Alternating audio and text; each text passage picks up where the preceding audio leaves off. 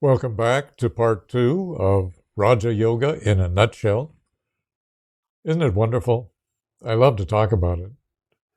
I'm never bored teaching yoga. It's always been fun. And what should we say? Uplifting to me as well as hopefully everybody who's learning about this. So here we go. It's going to develop beautifully, isn't it? You can just sense it. So this right use of the will, standing in spiritual being, becomes a firm resting place. And as you just do it every day and enjoy it every day, or whether you enjoy it or not, but don't hurt yourself. I don't know how you can, but don't think of ways to do it wrong. It's pretty simple what it's about. We come to a firm resting place when we do this practice with long, persistent earnestness. Be sincere. Don't fool around. Just give it a chance and you'll be blessed. We're just trying to discover something that's already there, that's been there. Your spiritual core, your soul, and spirit everywhere. We're just striving to become conscious of what's there. But it's subtle, so it's hard to become that conscious. That's why we have a beautiful method. Standing in spiritual being, we begin to discover our kinship with others, kinship with all life, with all living creatures. But we begin to sense that we have a soul connection with everybody. This is called Mahat, the great soul. You discover that your individuality is part of one great, vast soul or spiritual consciousness. So you never see a stranger. Everybody you see, people on TV, people in the other parts of the world, you're connected with them. You begin to sense one soul within you and within everybody. That's a very good sign. When you meditate and you feel like you're inside different people looking out at the world through their eyes and moving through their hands and feet. That's a big experience, a big important experience in Raja Yoga. Mahat, the one soul. We realize we're leading a shared life as we remember our oneness with all divine being, spirit everywhere, and one soul that we share. But we have an individual part of that one soul. But it's nice just to abide in awareness, a wonderful sense of awareness with everybody. And everybody who's lived in the past and who will live in the future. I had a dear friend who loved to make weird jokes, but he had a hard time. His father attempted to hang himself. My friend cut him down before he died. And so his father went off to an institution. And then when my friend came home the next day, his mother, because of the trauma, she also was unable to function. And she had to go off to that institution as well. So he had a rough go. One day I saw him as he was working, doing drafting. He said, I was just sitting looking at that wall. We were in his apartment. And I realized that all humanity is going somewhere together, that we're not going very fast and we're not going in a very coordinated way, but we are a human progression that is going somewhere very good and very wonderful. And I'm part of that progression, he said. So he came to some deep peace, despite the chaos in his life, that humanity, and he's part of this humanity, is going somewhere wonderful.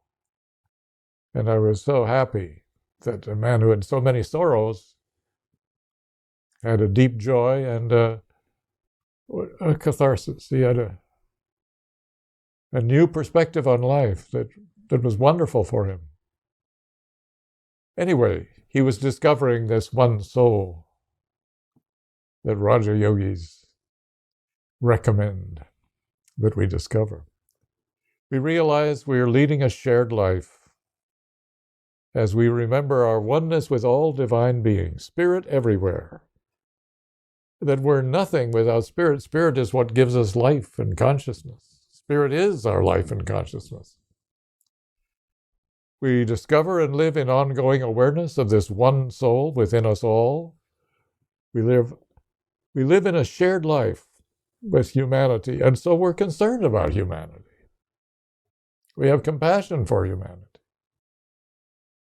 Our prayer life very often is a beautiful development because we're praying as one who knows we're a part of one another. And can we all get along? Why can't we all get along? We recognize our oneness with all divine being. In awakening to this oneness, we enter our inheritance as spiritual beings. With this state of consciousness, new things happen. Love and kindness from many, many people, strangers, helping us out. They sense your oneness with them. All kinds of wonderful coincidences. You know, it's just a coincidence, we say, but before yoga, you have just a few coincidences. After yoga, you've got a lot of coincidences that are worthy of note because you're more connected. Okay, and the second very important part of controlling the heart-mind field, sometimes called the psychic eclipsing nature, eclipsing the truth, eclipsing spirit. We're talking about that second part, ceasing from indulging the ego. You know, this is important on the spiritual path because very often our ego wants to think it's doing the spiritual path and it is succeeding very well. So it has imaginary events or astral events, not true spiritual events occurring, and thinks of these as messages from God or that one is God's new messenger. Well, all kinds of snobbishness about one's spiritual superiority, but also folly. We're just fantasizing, our ego's fantasizing. So it's important as you grow on the path to cease from indulging the ego more and more, and it'll be fun. It'll be a challenge because the ego will try to make moves when you're not alert. As it says in T.S. Eliot's play, there is no greater treason than to do the right deed for the wrong reason. You know, it looks like you're doing it out of love for God, but you're doing it for self-promotion, you know. Goes on and on. And Raja Yogis are often prone to this. They, what shall I say? The ego dominates, and people do an arrogant path rather than a humble path. So they don't get much satisfaction, but they have a bigger ego than they started with because they have reasons for their superiority. So just beware of it. When you do Raja Yoga, cultivate humility or cultivate truth or beauty or goodness. Don't indulge the ego. You know, just, you don't need to do that anymore. The ego is exposed as a false self. You don't need to be counterfeit. Just an encouragement and a word to the wise there, because it's true in the ministry too. I've known many ministers, and they say now and then somebody gets afflicted with ego and all kinds of chaos happens. It's possible for all of us to just misunderstand and let the ego instead of the soul preside. The ego has presided for many years prior to enlightenment, so it's a habit. It's a bad habit. Anyway, getting on here. Ceasing from indulging the ego. Our ego usually craves sensations. Do you find yourself craving sensations? You're not happy where you are, you crave more sensations. It's too hard to sit quietly and read a book or be still or enjoy a symphony or something. Our ego craves sensations. So if you're just chasing sensations, there is a very clear evidence the ego is in charge. We wake up in the morning desiring and expecting more sensations, experiencing the world through our senses, mind, and heart.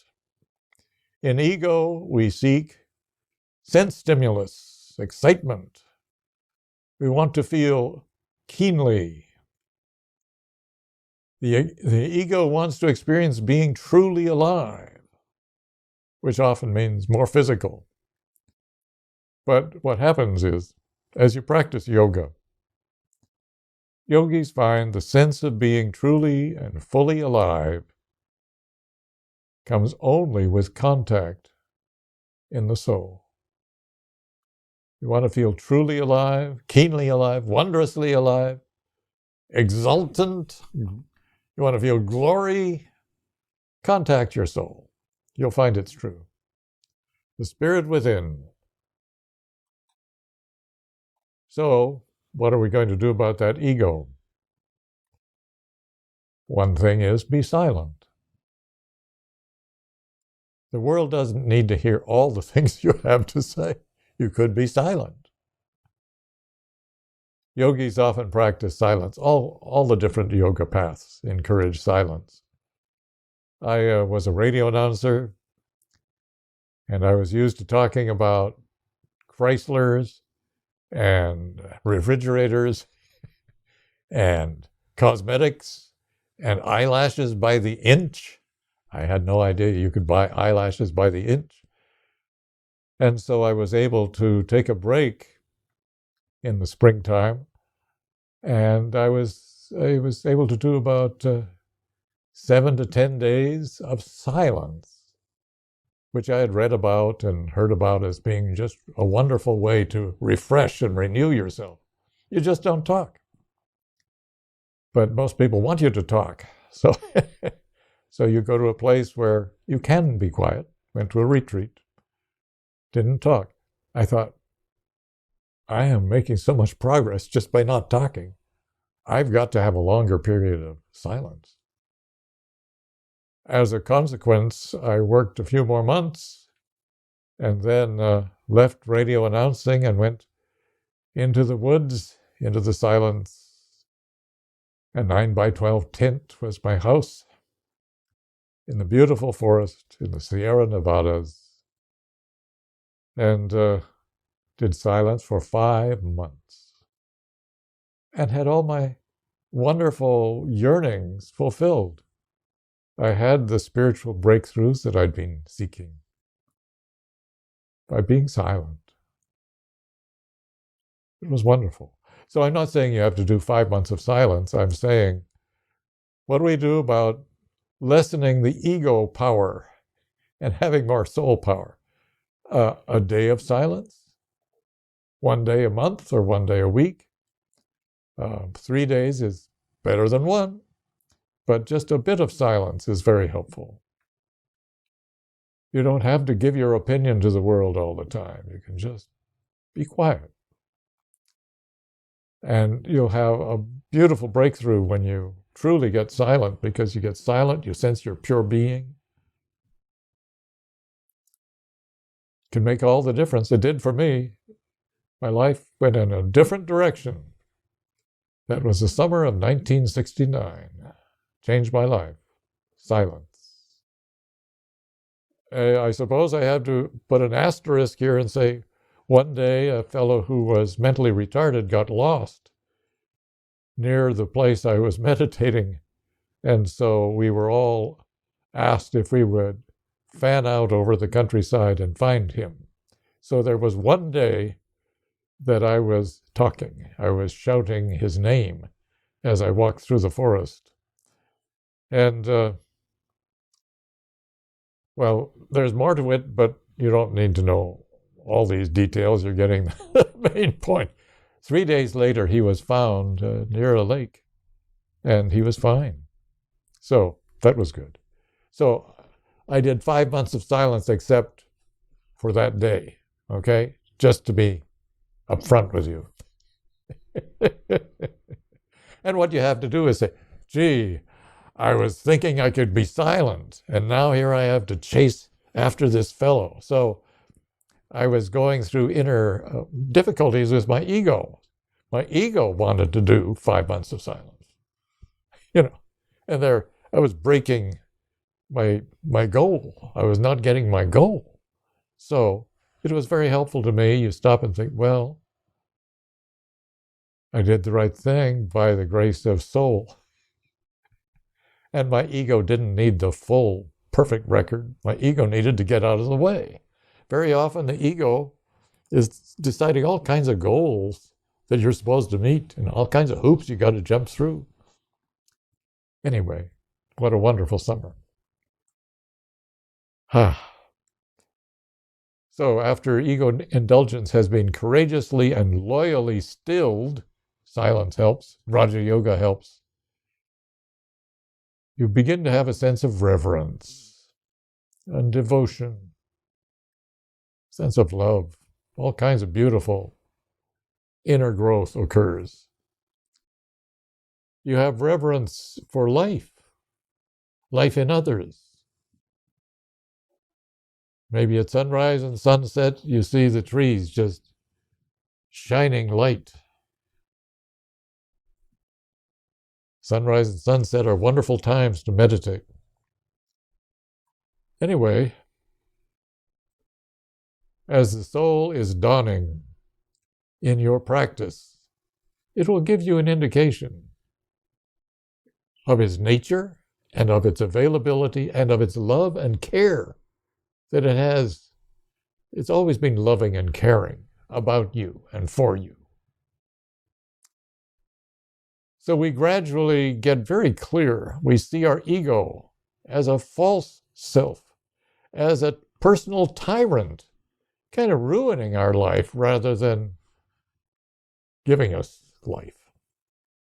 Why should our ego, any ego, a false sense of self, run our lives?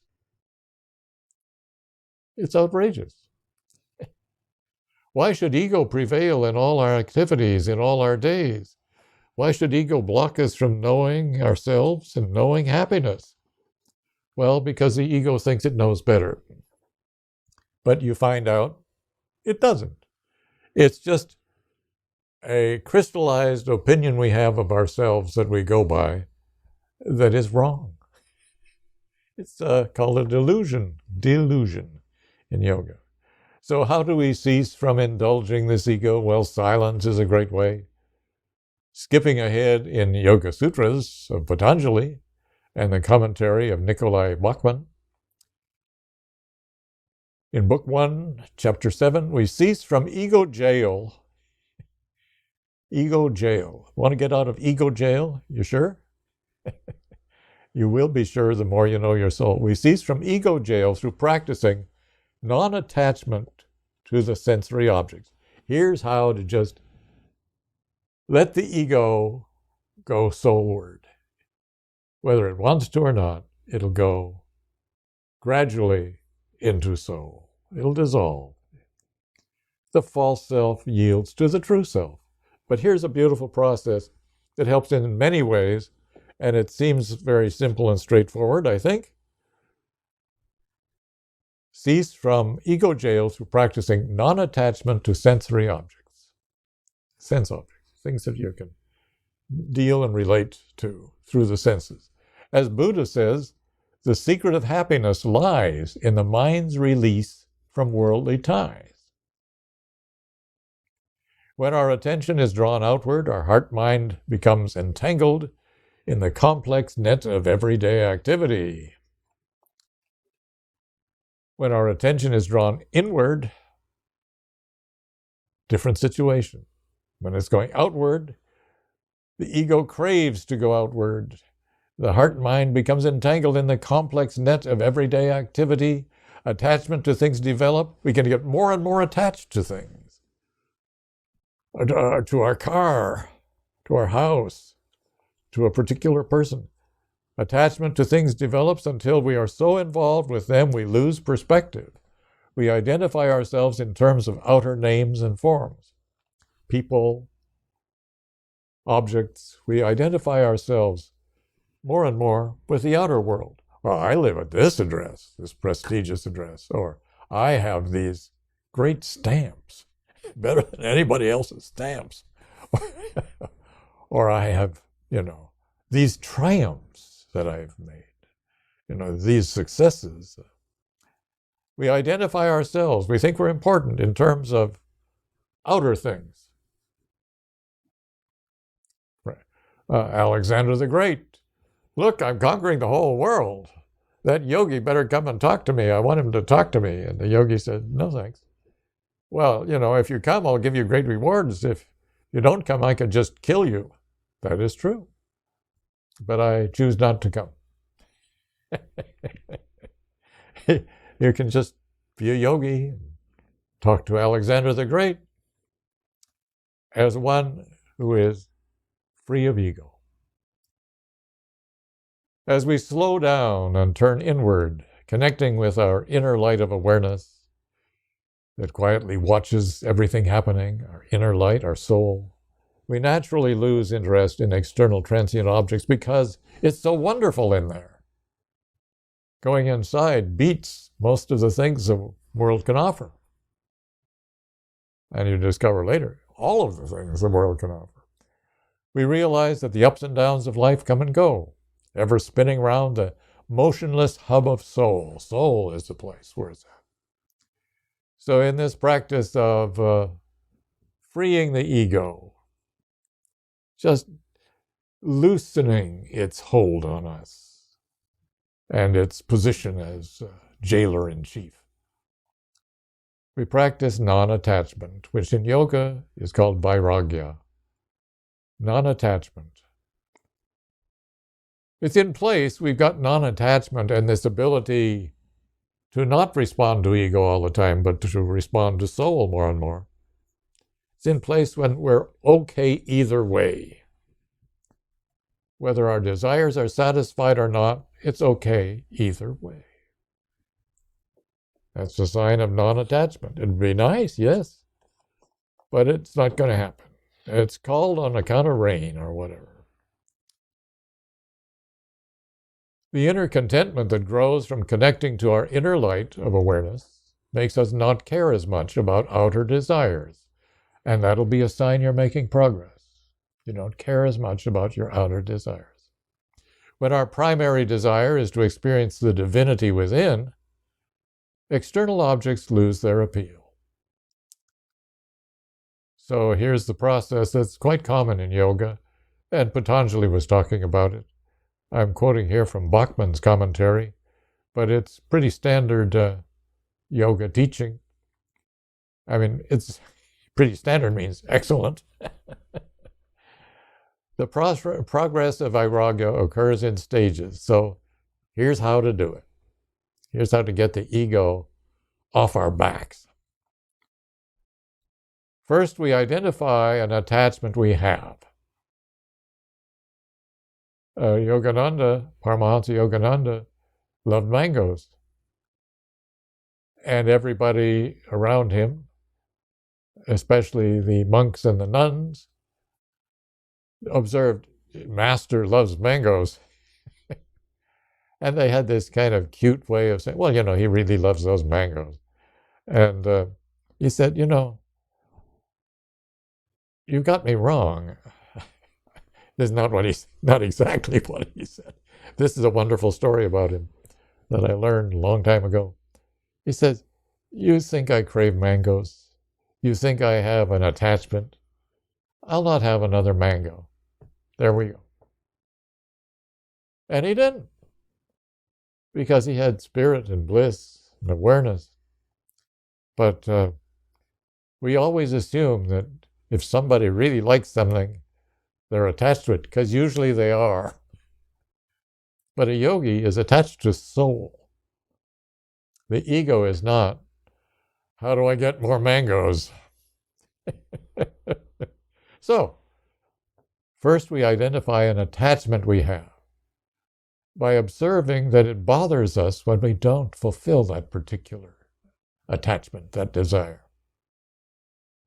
When we do not get what we want, does it upset us? Speaking of Paramahansa Yogananda, he was saying, some of you, if you don't get your avocado, one day you say your back hurts or you got problems because you didn't have your avocado. Because we have wonderful avocados in Southern California. But if we're thrown off center, then it's because we have an attachment. What we are wanting or expecting, we get mad, or we get hurt, or we get moody. And it's a wonderful thing to notice, but it's painful to notice how many attachments we let go on and on. So, notice, the first stage, notice some attachments. Can you right now think of 3 attachments you have? When you get disturbed when they are not fulfilled, it bothers you or puts you in a bad mood or a bad place or an unhappy place.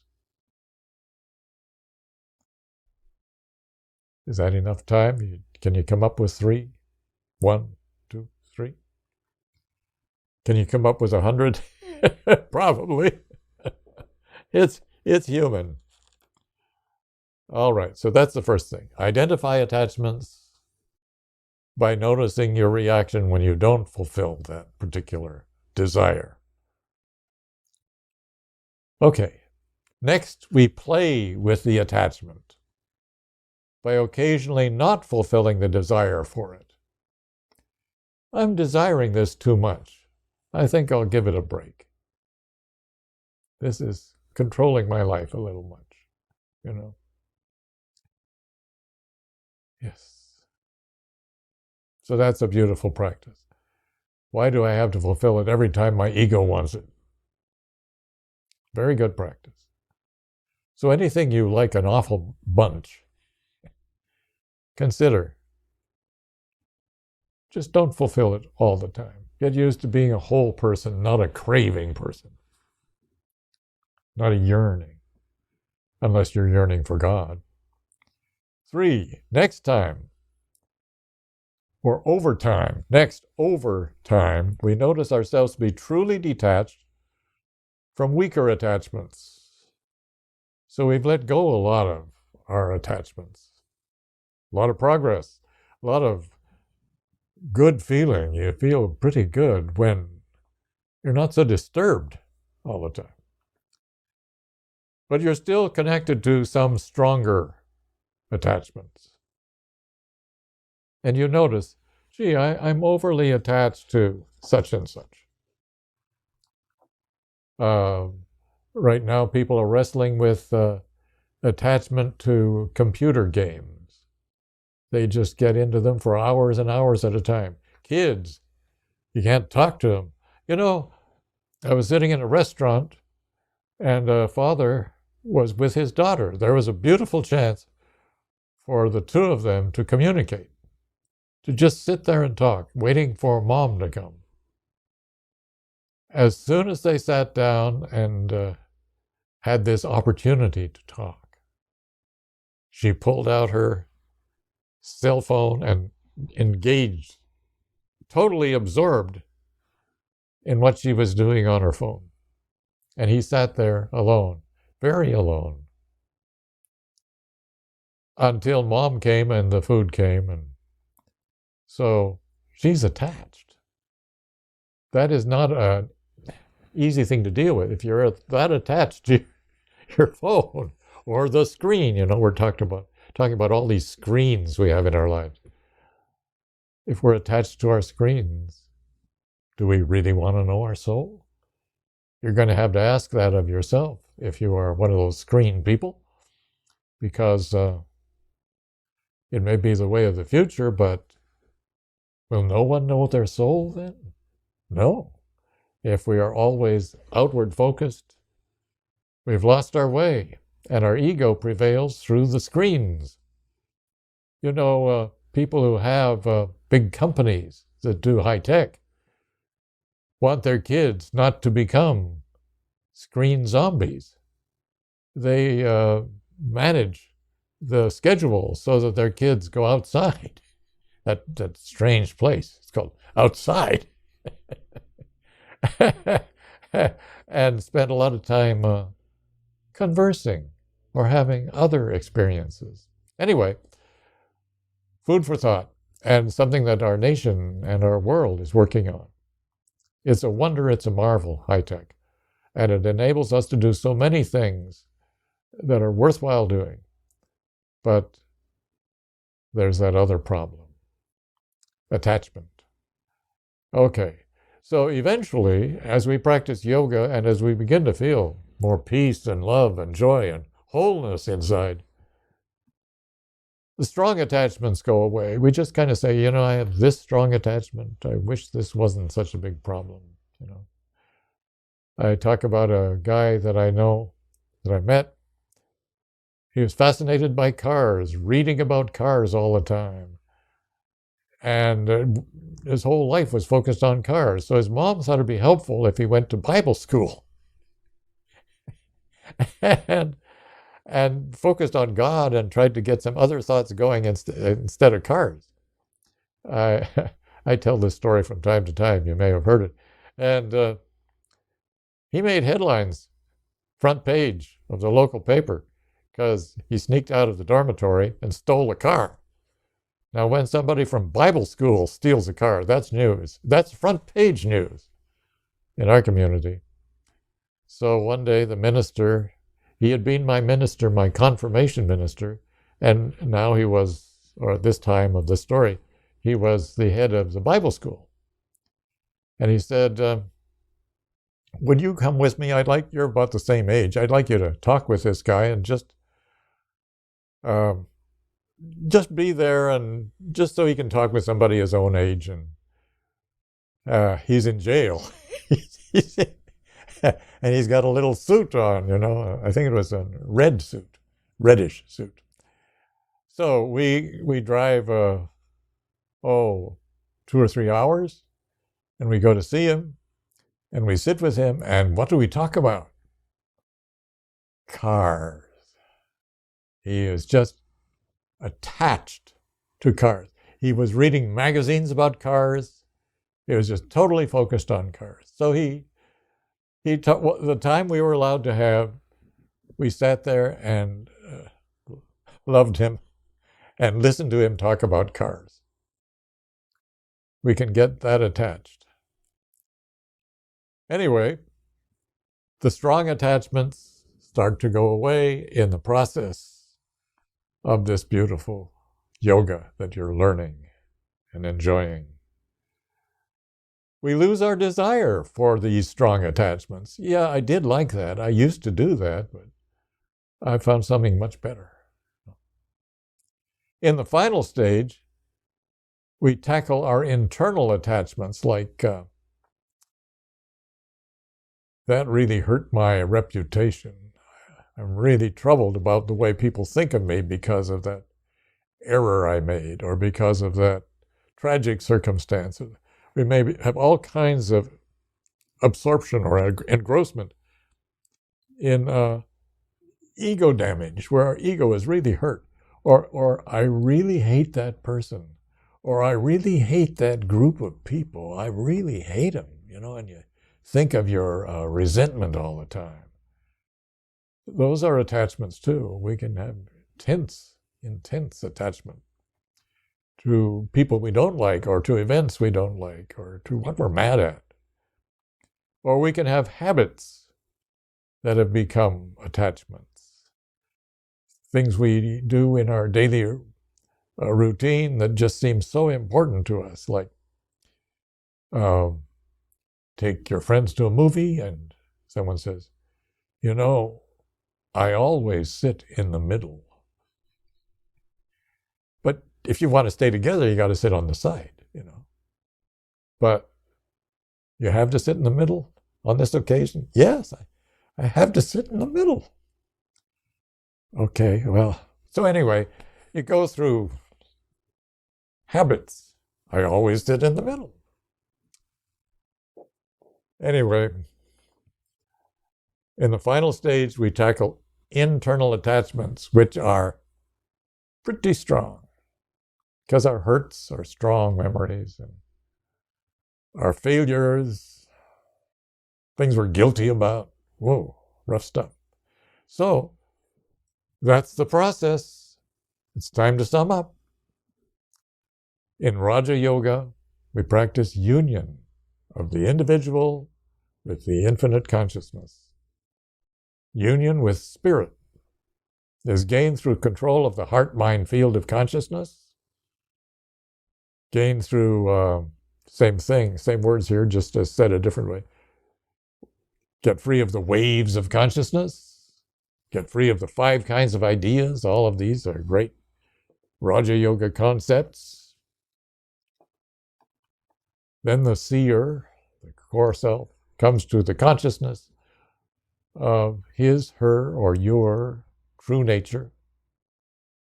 The control of these mental emotional activities comes through right use of the will and ceasing from ego indulgence.